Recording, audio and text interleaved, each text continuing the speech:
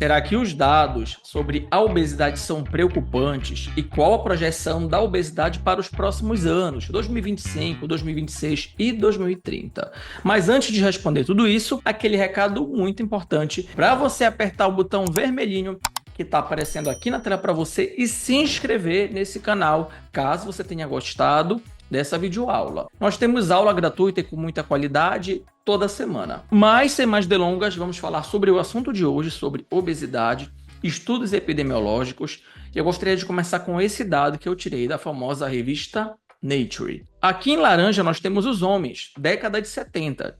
Tínhamos aproximadamente 34 milhões. Mulheres, 71 milhões, década de 70, especificamente 75. Damos um salto temporal para 2014 e olha o que aconteceu. Homens, o dado basicamente da obesidade. Obesidade, não estou falando de sobrepeso. Basicamente, esse dado em homens ele triplicou e em mulheres mais do que dobrou. E até os autores falaram que foi uma mudança drástica.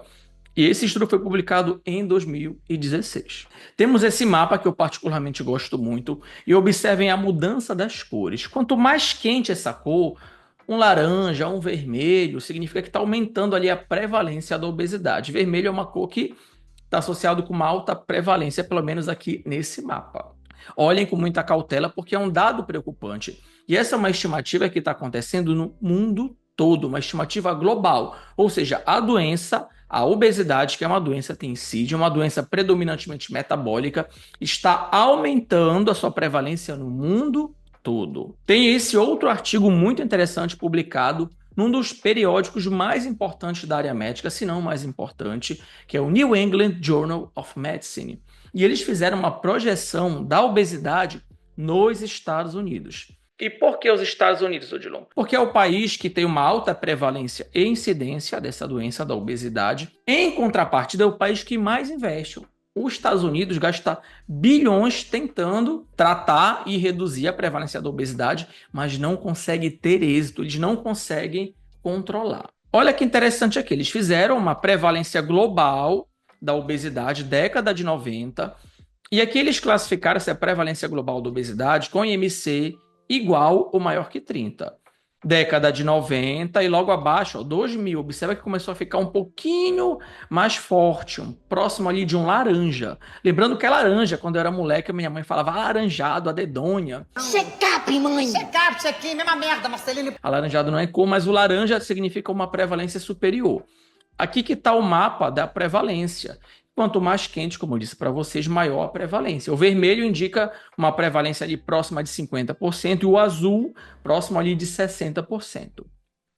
Aqui do outro lado nós temos a prevalência da obesidade severa. Os autores consideraram a obesidade severa aqui a partir de 35 e o parâmetro utilizado foi o IMC.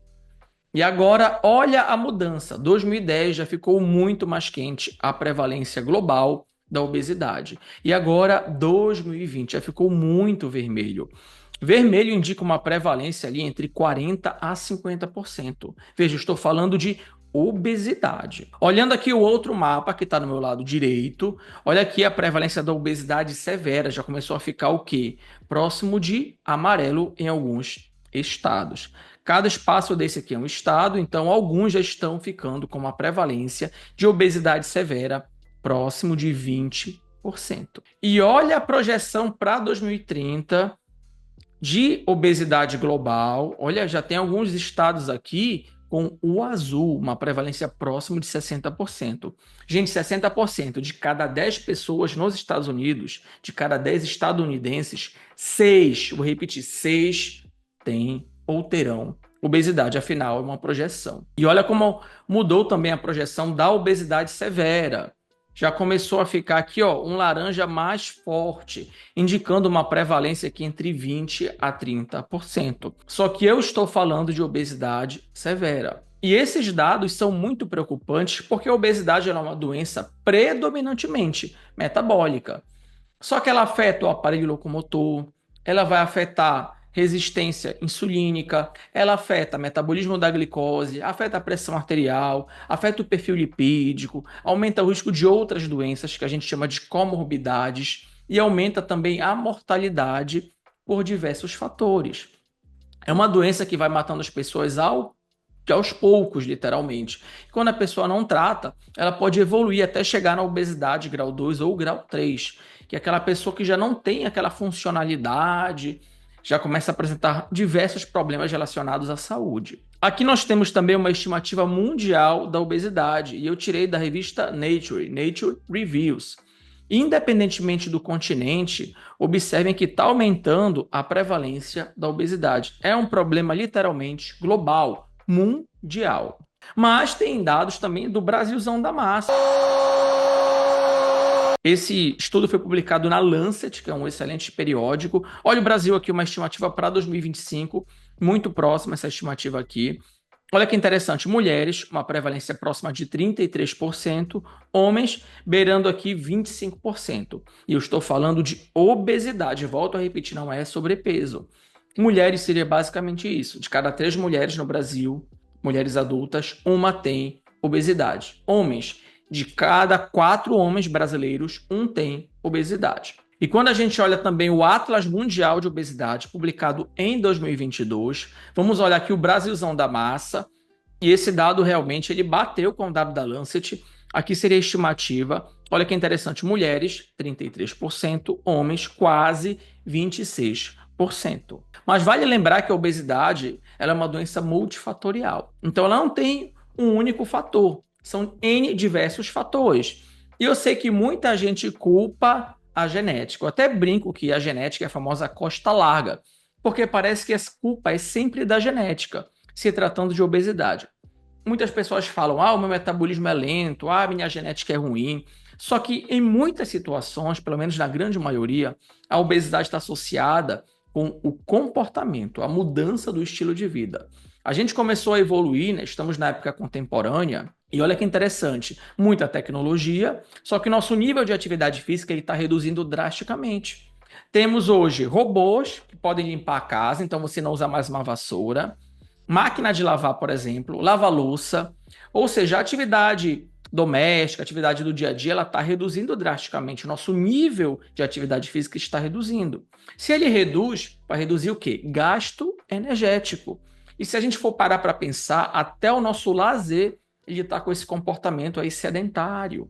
Temos o lazer de ficar ali, horas e horas deitado, assistindo um canal fechado, assistindo Netflix, algum canal por assinatura, só ingerindo calorias. Cinema seria um outro exemplo, ficar 3, 4 horas sentado numa poltrona com aquele combo de pipoca, 1 litro de refrigerante. Olha que interessante. Então, a doença, a obesidade, ela tem uma relação muito severa aí com o estilo de vida.